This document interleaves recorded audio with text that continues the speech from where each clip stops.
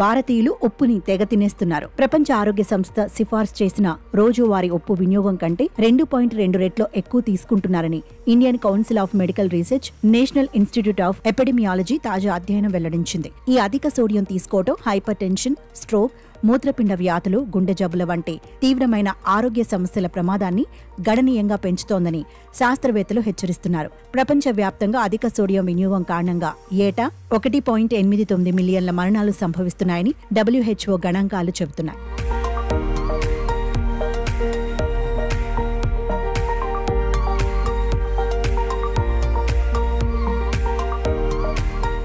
ఊరగాయలు, papad, namkeen, chips, noodles, vada pav వంటి pack చేసిన ఆహారాలు ఈ అధిక ఉప్పు వినియోగానికి ప్రధాన కారణాలని ICMR గుర్తించింది.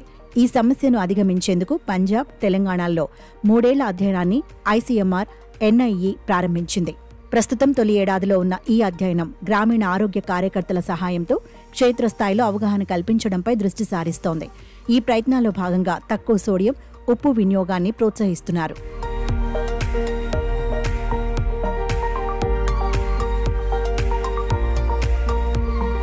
సోడియం క్లోరైడ్లో కొంత భాగాన్ని పొటాషియం లేదా మెగ్నీషియంతో భర్తీ చేస్తారు. ఇది ఆశాజనక ఫలితాలను ఇస్తోంది. అయితే మూత్రపిండ వ్యాధితో బాధపడే వారికి ఈ ఉప్పు సిఫార్సు చేయబడదు. అధిక ఉప్పు వినియోగం తగ్గించే దిశగా ఈ చర్యలు కీలకమైనవిగా భావిస్తున్నారు. ఈ సమస్యపై ప్రజల్లో అవగాహన పెంచడం, ఆహార ఉత్పత్తుల్లో ఉప్పు శాతాన్ని తగ్గించడం వంటి చర్యలు తీసుకుంటే భారతీయుల ఆరోగ్యాన్ని కాపాడేందుకు గణనీయమైన మార్పు సాధ్యమని శాస్త్రవేత్తలు ఆశాభావం వ్యక్తం చేస్తున్నారు.